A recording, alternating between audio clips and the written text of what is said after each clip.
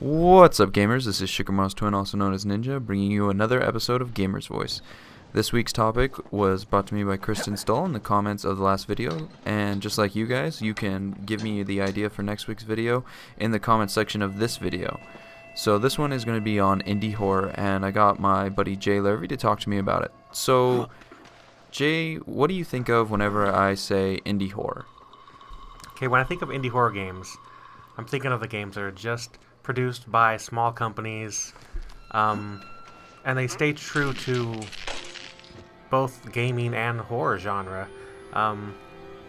Games that are going to be basic and they're going to scare the socks off you. Stuff that the gamers want nowadays.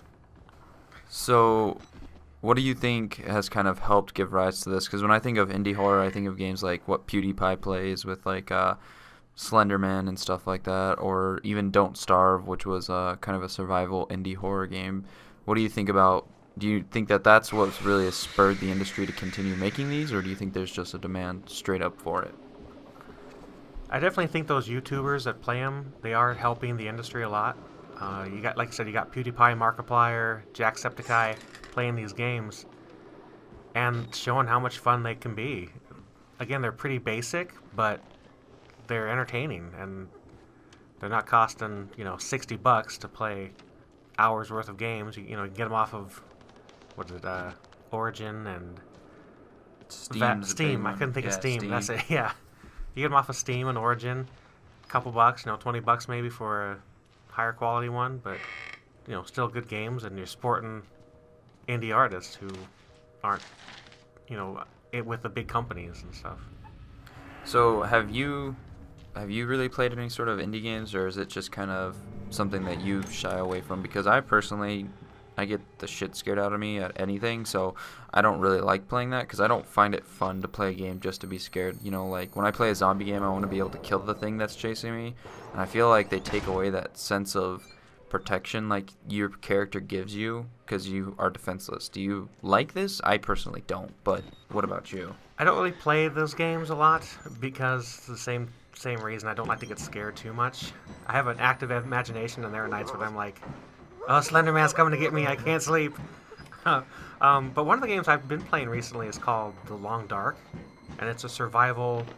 It's not really a horror game, but the wolves do attack you, and it is kind of freaky when you're getting eaten by a wolf. That's probably one of my, one of the games that I'm having a lot of fun with now. It's in the alpha stage right now, but it's pretty fun. As for the other horror games, again, I haven't really gotten too into them, but I do like watching the guys play them. It is fun to watch them play.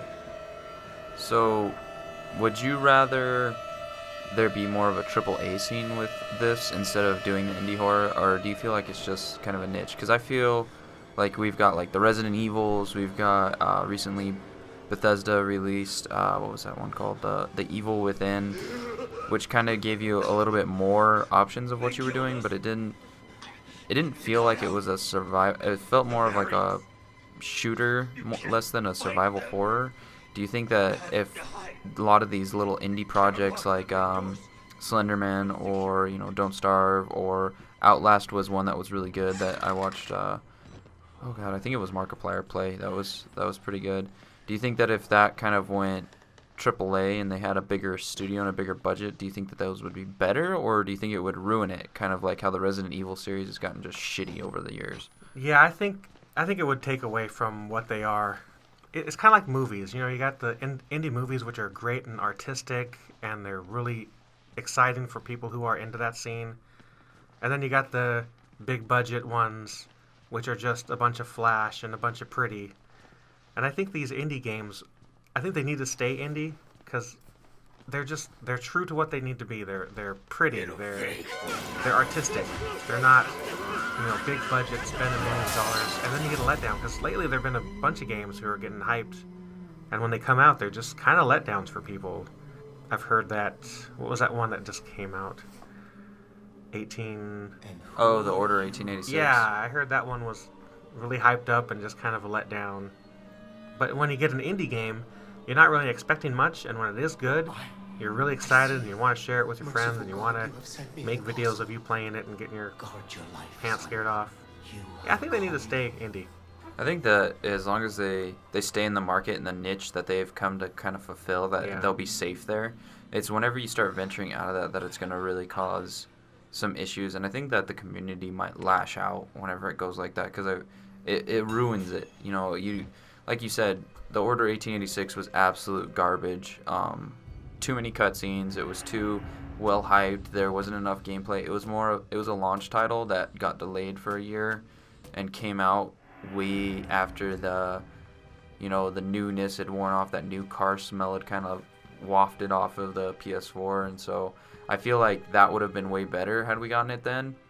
But indie games, I think, like the indie horror genre, need to really stay where they are, because if not, you're just gonna have a real community outlash with it. I mean, I don't know. I feel like if it stays there, it's a comfortable medium that they've kind of come to fulfill for us. But as gamers, we need to keep in mind that people are trying to make money for themselves and support a family when they're making these games. So if they do get the opportunity to work with a bigger company, we should be happy for them and not attack them for, quote, selling out. Because I've seen that a lot where, someone has a small little independent something or another, and then they get to work with a big company, and fans of the original brand are like, oh, you sellouts. It's like, well, yeah, but I'm making money now. Well, yeah, and I feel like that was kind of a big issue. People didn't realize that, this isn't a free game. Somebody had to make this. It's like, you don't get mad at anybody for making an art show or, making something for an art display and then selling it for millions of dollars to some collector. It's kind of the same thing. This is an art form, and people need to make money off of it. I mean, the starving artist is romanticized, but nobody really wants to live like that, and I don't blame anybody for moving from that. I mean, I know that a lot of people who made Super Meat Boy, when that exploded onto the Xbox Live market, back in 2004, 2005, or whenever it was, that one was huge, and then people got mad because the second one, Super Meat Boy 2, was made by the same guys, but they had become part of a bigger studio, and they were pissed. And I'm like, well, these guys made their couple $100,000 off the first launch with just the two of them. Now they've got this whole team. Now they can eat while they're making the second one, Right. and they get paid better in the long run, and they can support their families because everybody's got a family. Yeah. So And also, there's going to be less bugs. It's going to come out a little bit faster when you have more people working with you. well, let's not say there's less bugs, Well. because let's look at all the games that have come out. The bugs That's true. are. They need a fly swatter and a can of Raid to get rid of most of those bugs. Like Destiny, that was a terrible launch. Battlefield 4 was horrendous when it launched. On Skate 3. Woo! Ooh. I don't know. So, a lot of these games, I feel like indie horror is a good genre if you're into that stuff. I don't like being scared. I don't like horror movies. I recently was dragged to watch Unfriended, and I absolutely hated it. The whole hour and a half was just terrible. And if you love that stuff, good on you. I mean, go enjoy it, but don't make me do it. I hate it. I seriously hate it. I don't know. Yeah, I think they're great. It's like the difference between a short story and a novel. Yeah, and I feel like it's almost like reading. Do you remember when you were a kid and you had the Dr. Seuss books, and now you read Lord of the Rings and stuff like Right. that? It's kind of like that. That's your Dr. Seuss book.